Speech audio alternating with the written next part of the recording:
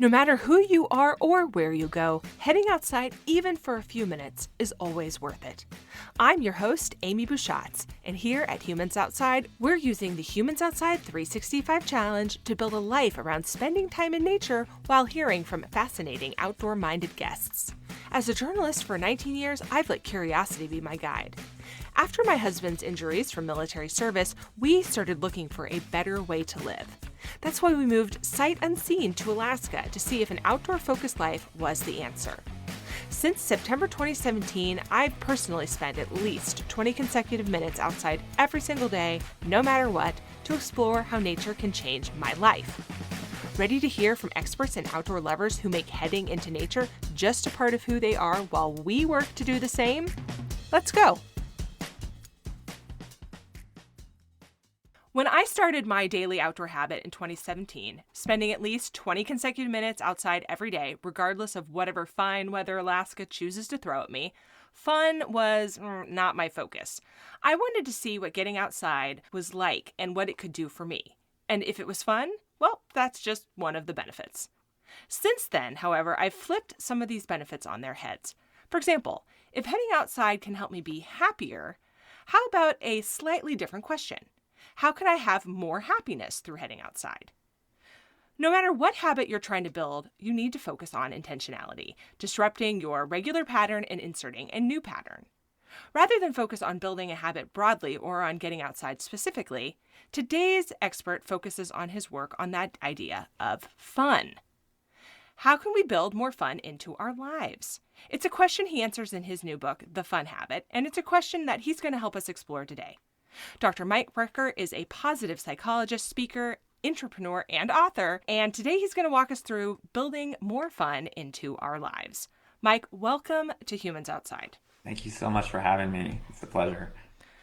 Well, I'm really excited to talk to you. As I mentioned before we started recording, loved your book, really enjoyed reading it, read it at a time that I was having some fun by reading and by being at a cabin in the woods with just my family. So it's been great for me, and I hope others have a chance to pick it up. We start our episodes by imagining ourselves in our guest's favorite outdoor space. So I was hoping that you could describe where we might be with you today. Were we with you somewhere you love outside? Yeah, so we moved to North Carolina from San Francisco. So I'm just so grateful because we live in a rural area. And actually, I mentioned it in the book, but, for reasons that were likely long COVID, I did get in a state of poor mental health and realized that, due to just serendipity, I live in an area where I essentially can go on a hike right outside of my house, which is so foreign to me because we were raising our kids in San Francisco. So I live in a beautiful rural area of North Carolina with a ton of trees, ton of deer, some interesting critters that sometimes scare me, like coyotes. I was woken up to just this amazing sort of serenade of howling, and I was like, what the hell is this? But yeah, so that's where I'm at. And then, I mentioned this in the book, but the one mental picture that I can just not get out of my head because there was no other context is obviously in Antarctica, just that, the blue ice. I know that's a quick, digression, but with regards to my ultimate nature spot, I'll just never forget that because I can't compare that to anything else that I've ever experienced in life. Yeah. We're going to hear a lot about fun and making it a habit today with you, but before we do that, can you maybe talk to us about how spending time outside fits into your own personal fun habit? And I want to add, you don't have to be someone who considers yourself outdoorsy to have an outdoor factor of a fun habit. So talk to us a little bit about that. Yeah, I think, this is pretty pedestrian with regards to, my swim lane, but I think it's clear, you can just Google APA nature benefits, and it's clear that connecting to this thing that we call life through the biological aspect of nature has all of these added benefits. So I wouldn't necessarily call myself a nature person, but I do make sure that I'm mindful of getting outdoors because, this is a little bit in the weeds, but it just allows you to sort of understand that a lot of what you deal with is by your own design or by human design. And once you connect to the greater outdoors, it makes you not in a negative way, but it makes you feel smaller. And once you feel smaller, or if you want to look at it in a more positive light, that you're connected to something much bigger than yourself, your problems in the moment seem a lot smaller. And so that's where I find it, really in a positive light, because once I do connect and just sort of immerse myself in the wonder that is nature, it makes me realize that the big problems I had in my office are a lot smaller than I was making them out to be. That's absolutely true for me. I noticed that it's a change of perspective in terms of context, right? Like in the context of even just taking a walk outside of my house, it gives me a space to have perspective on what it was I was dealing inside my house. Yeah, and I mean, this is a little bit more prescriptive, and certainly I'm not a content expert in clinical psychology, but I think there's this mode of mindfulness that can help calm you down, where you essentially identify 5 things that you can see, 4 things that you can hear, 3 things that you can smell, and in your office or any sort of area where you habituate your behavior, that just becomes sort of a boring practice. And in nature, there's always this element of variability. And then I think once you open yourself up to it, you can really start to explore how just amazing nature is. And this is coming from a guy where that's not my vibe, right?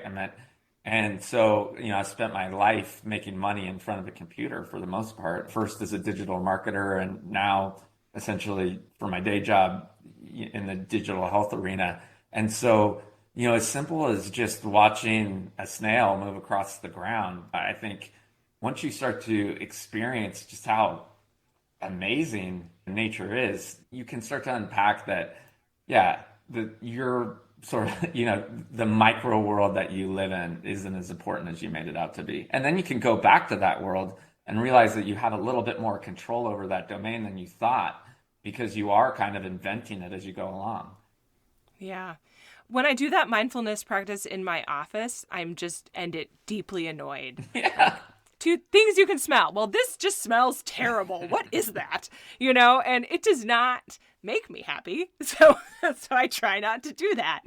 When I started my outdoor habit, though, one of the things I wondered was specifically whether going outside could make me happier. It was like an experiment, right? Like, okay, I'm going to do this and we're going to see what happens. Maybe one of the things that will happen, if these studies are correct, is that I will be happier, even though I'm not even sure what that means. And looking back, of course, I can say 100% that did happen. I was happier, but I am happier. But I never really thought about whether being outside can make life more fun. Like I stopped at just the word happiness. And you note in your book that fun and happiness are 2 different things. So I'm hoping you can tell us what is the difference between those 2 things. Yeah, so quite simply, happiness is an act of evaluation, right? I mean, at least the way we've described it, construct is fun, right? We need to assign meaning to words from a linguistic standpoint, or we can't have conversations, right? And another, again, not to get too deep in the weeds, but another thing that's made up, right? Like we made up language. So, I know as a matter of process, we do need to have these definitions, but happiness, you don't need to prescribe to my definition, but I need to give you one so we can move on, right? And in psychology, we kind of boil it down to this thing called subjective well-being. And essentially, it is an act in introspection, right? Like on these sort of qualitative measures, how am I feeling, right? You're almost forced into using some sort of measuring stick. It could either be prescribed to you or, you comparing, even in our conversation, you're saying, I'm happier now than I was before. Fun, as the way that I've described it, is really just engaging in pleasurable acts, right? In geek speak, we call that anything on the positive side of valence. And that is in your moment, where your feet are you enjoying what you're doing? And so the prescription becomes, how do you bias yourself towards doing those things? You have an amazing practice of already doing it because you've made a deliberate choice to engage in an activity that you like. But unfortunately, so many of us haven't, right? And so even just reclaiming, a few hours out of your week to do something that you like becomes extremely important, especially for folks that are sort of in this so-called sandwich generation where we have concerns for raising our kids and we also have concerns for our aging parents. So what you're talking about is intentionality. Exactly. And we talk about intentionality here quite a bit because, of course, when you decide to build habit, you're being intentional. When you decide to go outside every day, you're being intentional. What you do there, eventually at least, has to become intentional, or you're going to find that you feel like you're in a rut, so on and so forth. Can you talk a little bit more about intentionality and the role that plays for you and the people you work with in developing a fun habit, in developing a habit in doing things that make you happy in the moment? Yeah, and it's really interesting, right? I think, as trying to become a subject expert here, I'm realizing, well, I'll share a quick story. So originally, the book subtitle had deliberate in the title, and, I am going through a publisher, and they're like, deliberate really isn't resonating with folks. I think, people get hung up on the fact that to live a life that is meaningful to you does require you to be a little bit premeditated, because unfortunately, as humans, we're really good at developing heuristics and habituating behavior because that makes life easy, right? Like one of the inconvenient truths of adulthood is we do have an immense amount of information being thrown at us at all times, and especially if we're caring for others, we sort of need to create a routine so we don't lose our minds, right? But unfortunately, that's been sort of overprescribed. And so figuring out where is it within that routine that I can create aspects of joy and delight for myself becomes extremely important. And so there's a whole host of different resistance, and each person has varying degrees of what that is. But for a lot of people, it's this sense of duty for living their lives that gets in the way. And so what I think is an interesting, to juxtapose leisure time and having fun and enjoying some time for yourself that isn't quote unquote work related is in the same way that we had to course correct sleep in the 90s. Remember it, the folks like Gary Vee and others were really like, oh, if you want to hustle and become a hardcore entrepreneur, what that means is you put the kids to sleep and then you work from 11 p.m. to 2 a.m. We just know now through a whole host of empirical research that's a recipe for disaster, so much so that you don't see, to Gary's credit, he's totally walked that back. And you don't hear anyone saying, that a life well lived is a sleep deprived life, right? No. Now there's clear emerging research that's suggesting the same thing goes with leisure and enjoying time, for yourself. That if you're not taking time off the table to really do things that light you up, for instance, for what you're doing, being outside, for others that might be writing poetry, for others that may be connecting to friends where they just don't let that happen anymore because they feel like, they're too busy to do it or whatever. When you're not doing those things, at least for a subset of, your 168 hours, I like that frame. I know you've had Laura on, but a lot of folks use it because it's easy to get your head around it. What we now know is you're not showing up as the best version of yourself. And generally all the things that you were hoping to do anyways from the sense of duty and guilt, you're not doing well. And so not only, are you not enjoying life, but you're actually not fulfilling this sort of false promise you had in the first place, right? It's very paradoxical in that matter. So a first step is to sort of actualize that and figure out how do you create that space. I know your backstory. For you, it was like, let's do something quite radical and move to an area where, by forcing factor, we're going to do this thing.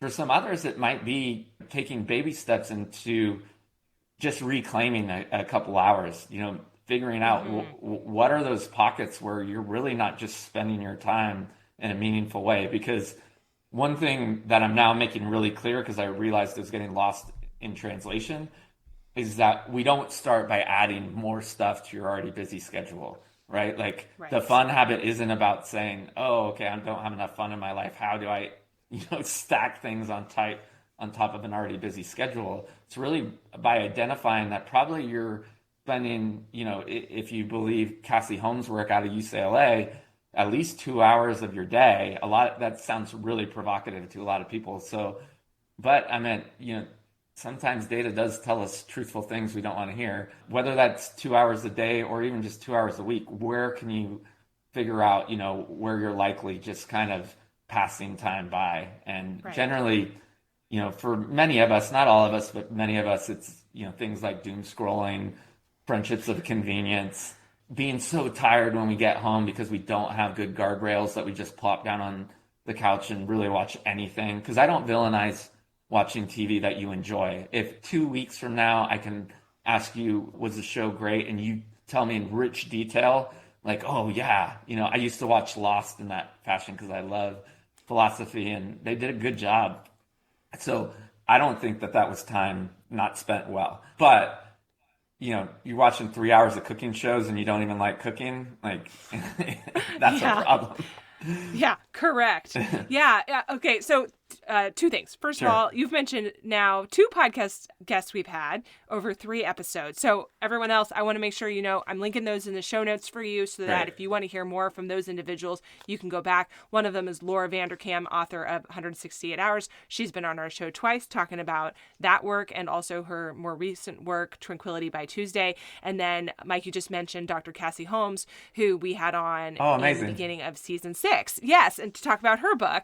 And it's so interesting that you mentioned that because I was just about to bring her up and exactly what you said, that she talks about this idea of figuring out how you spend your time right now. And perhaps you're not spending it in a way that makes you happier. It's just going because you're so tired and so overwhelmed that you're the doom scrolling you just mentioned. Man, is that real? I don't know that I spend 2 hours a day doing that. Again, that seems like a really shocking detail, right? But I definitely have fallen into the habit of scrolling through Instagram Reels. The other thing I find that I doom scroll, tell me if you've heard this before. I love my job. The end. Okay. But I doom scroll LinkedIn posts. I scroll through job openings for which I am in absolutely no way qualified nor interested in. I mean, it's not even like, oh, I wish I could do that. I don't. I just am like, oh, look what they're offering people who have this skill I don't have. I don't know why I do this, but I do. And I've realized that recently when I looked at my data for my screen time data, X amount of time on LinkedIn. Oh my God. How is that even possible? I don't even like LinkedIn. Yeah, I found that with a couple things. So I think for each one of us, it's different. The commonality is to remember that these things are so smart and they're designed by amazing people, behavioral scientists like myself that know what is that variable reward that will get you back. So again, I know people don't like the word deliberate, but if you do enjoy that, then great. But give yourself some rails because they're meant to, it's called the attention economy for a reason. And that's because they're rigged to steal your attention. So don't let it. It's a cliche, but if you're serving the tool, that's a problem. These are tools that are meant to serve you. Once it, it flips in the other direction, you need to course correct that. I was going to admit to my own, it's really precarious because it's not necessarily on social media, but Google News has gotten so great now that I open it up and I'm like, oh yeah, I need to learn about this.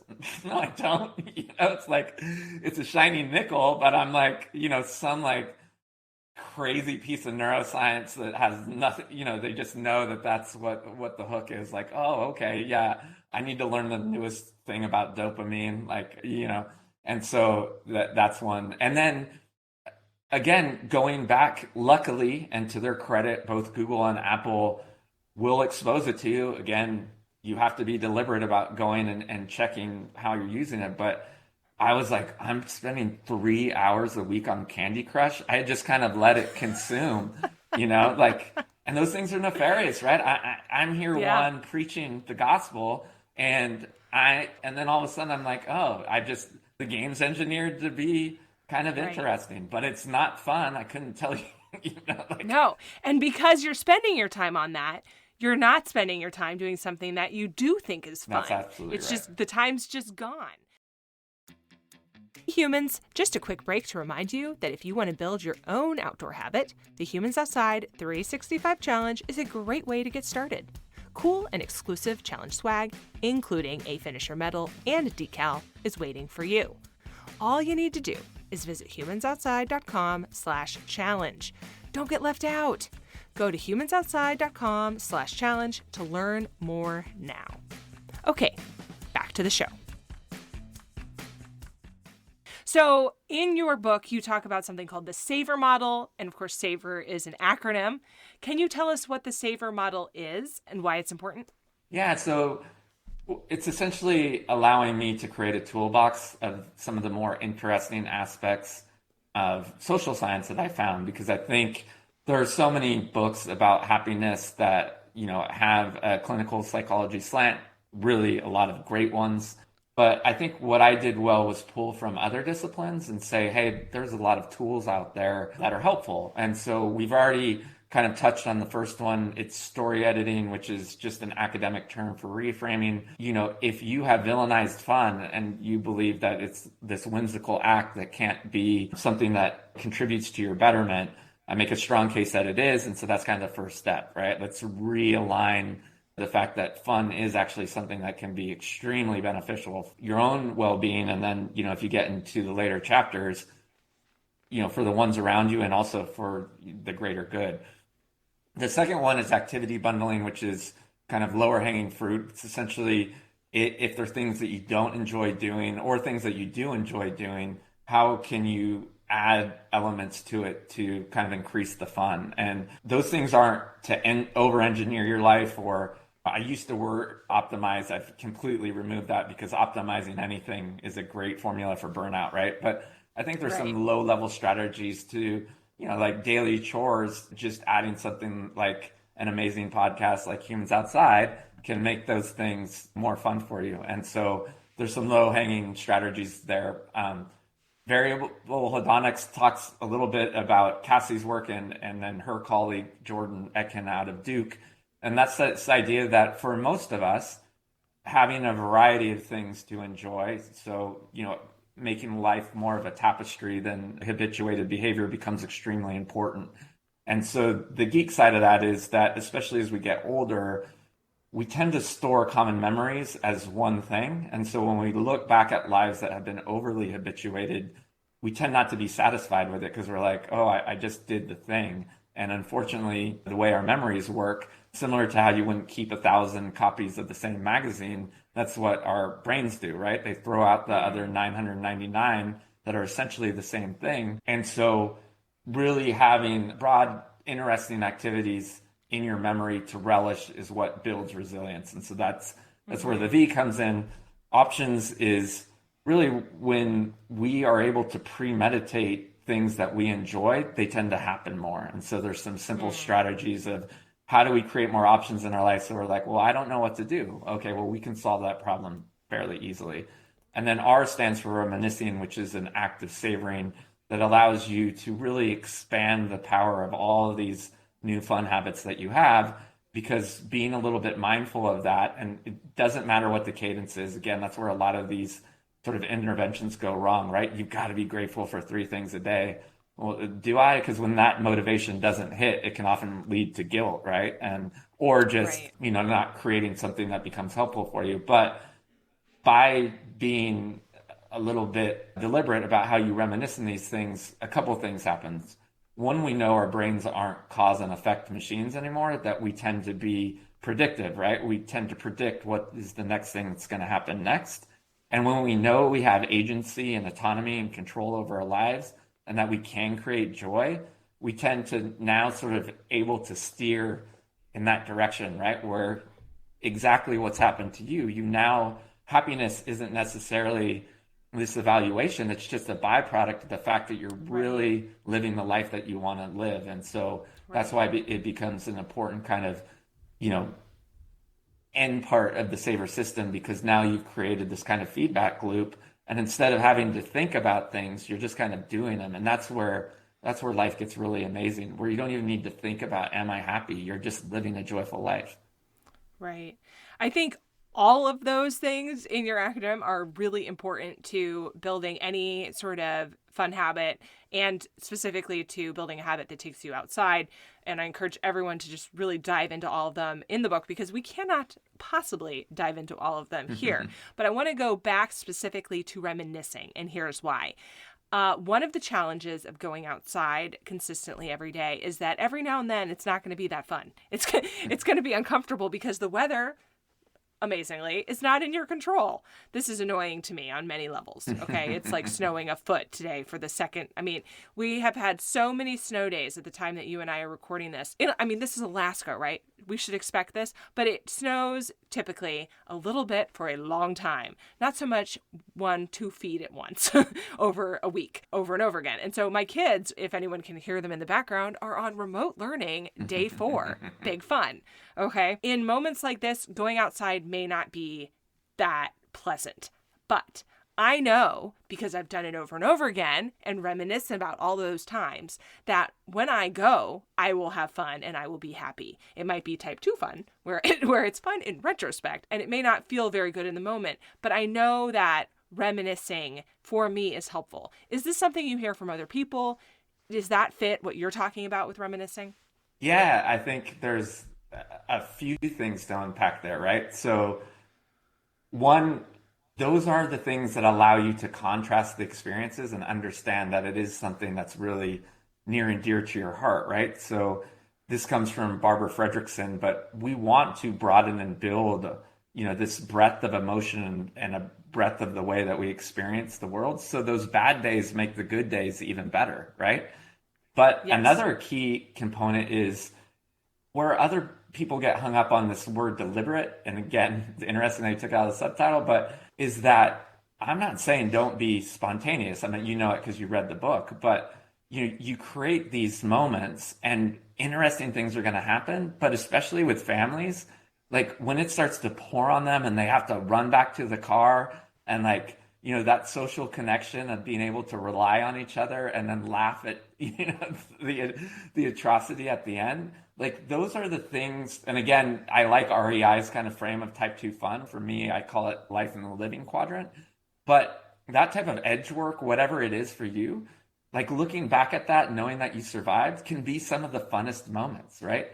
I will say that I don't quite understand type 3 fun, because when you say, Not that fun. it's never been fun at all, then why are we putting, but Yeah, not actually fun. Yeah. Type 3 fun, I think, is something that happens when you are aiming for type 2 fun and miss the mark. Yeah, that's I like your definition, because I'm like, why are we putting fun in? Like, wouldn't it just not be actually like fun. not fun? Like type 1 fun, type 2 fun, and then not fun, Right. So just for people who don't know, type 1 fun is something that's like objectively fun. Like you're on a roller coaster, you're having a great time, big smiles, everyone's delighted. Disneyland, type 1 fun for most people. Type 2 fun, something that you may not truly enjoy in the moment, but man, you really enjoy it in retrospect. Like you mentioned, running to the car, everybody's soaking wet. Wow, that was amazing. What a fun memory. Type 3 fun, fake news, not actually fun. Well, and so There you both go. are important, right? Again, for whatever reason, I wasn't made aware of that until I'd already written the manuscript. And so I think just serendipitously, I gave them different terms, but this work comes from Dan Gilbert and Matt Killingsworth.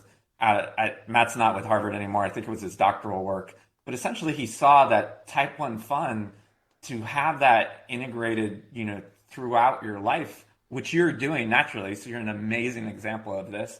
I know you're referenced in a ton of different books, so you might be in my next one as an example. But we undervalue it. So this work, it goes back to Timothy Wilson from the University of Virginia, but for whatever reason, we think it's the reasons are grounded in evolution. We have a bias to not prioritize fond memories, because we were kind of, it was better for us when dinosaurs were chasing us to always kind of be in this low level of fear, right? Like we needed to know what was going to harm us.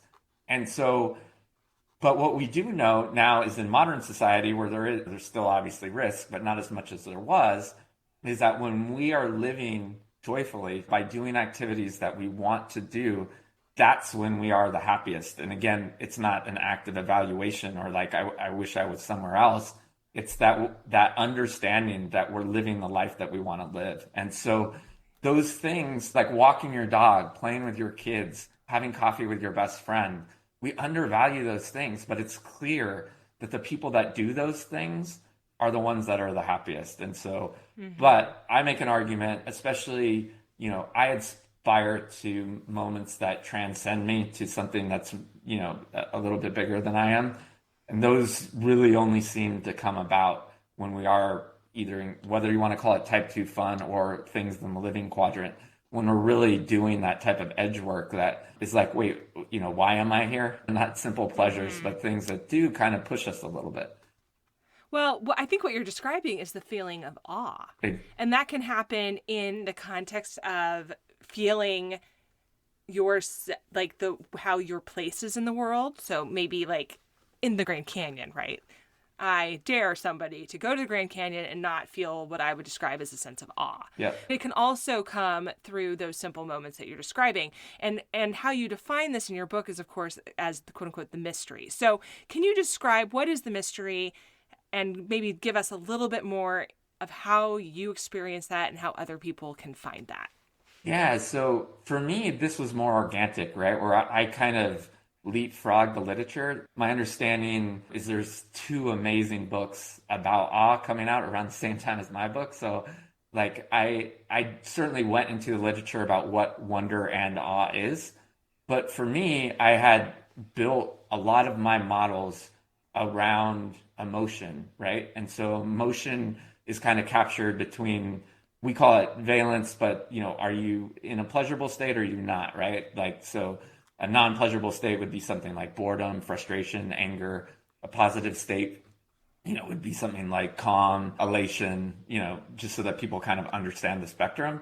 And then what, makes fun kind of interesting for any of us is the state of arousal, right? To answer your question, I think there is this sweet spot where we kind of just move out having to even ask ourselves whether it's pleasurable or not, right? When you're in a true state, again, what I kind of call the mystery of, just being one with whatever it is. So it doesn't necessarily have to be nature. For a musician, it could be that connection to their instrument. For a dancer, it could be the connection to their craft. For someone who has a religious slant, it could be just so immersed in the understanding that there is something bigger than ourselves.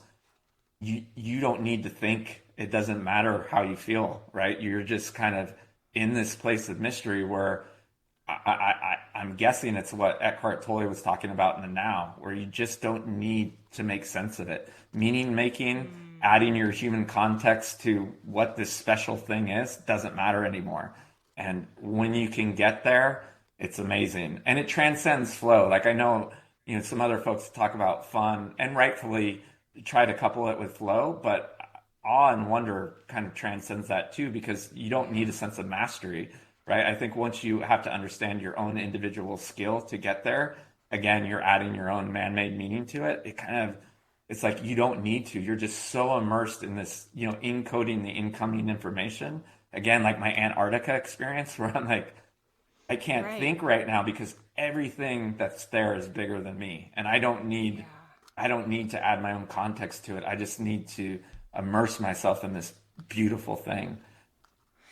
I am thinking of times that I have felt this. Many of them are outside, right? Many of them are. There's one time that I'm standing on this mountain peak on this hike that I didn't really want to go on, and just in that moment that you're describing. There's another time not that long ago that I stumbled upon a community piano placed on a patio outside in my little town, and I sat down and I pulled up some sheet music that I used to love on my phone and sat there and played, and it was like I was in one of those cartoon moments where like Disney captures so well this sort of like hazy world slowing down. Or even I'm thinking of times just like watching my kids Yeah. have their own fun, right? That's And where I'm my not head went. outside necessarily. Yeah. Yeah, but like you're having this transcendent almost moment where you're like, this is why I'm in this moment and I don't need to think about it. This is everything right now.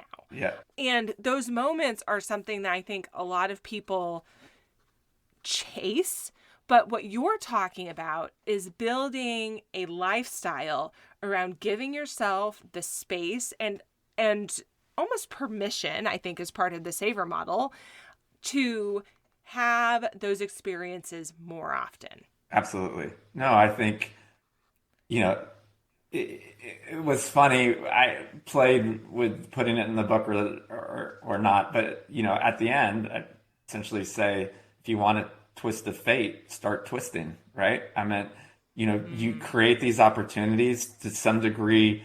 Life is full of variable moments, right? And so I believe that the world is full of bad and full of good. I mean, there's an abundance of both. But you can live in a life where you steer your ship towards the good, right? And so by creating opportunities for this to happen, and as weird and paradoxical as it sounds, because it does require you to be a little bit premeditated and deliberate, by design, you're going to have more opportunities for these things to happen. And just so many of us don't do that, right? Like, if you're stuck in your house, the opportunity to see something majestic in nature is just not there. Right, right. Mike, thank you so much for joining us on Humans Outside today. Tell people where they can find your book. So the book's available everywhere, wherever you enjoy books. I mean, obviously you can get it the easy way, Amazon or Barnes and Noble online, but if you support your local bookstore, that'd be great too. And if you're interested in any of the science, I write about it freely on my blog as well. So, you can find a lot of stuff there too, which is michaelrucker.com. Mike, thanks so much. Thank you for having me. This was a pleasure. Thanks so much for listening to this week's episode of Humans Outside. Help me out by leaving a 5-star rating or review wherever you get your podcasts. It really does help other listeners find the podcast too. Now, go, get outside. Until next time, we'll see you out there.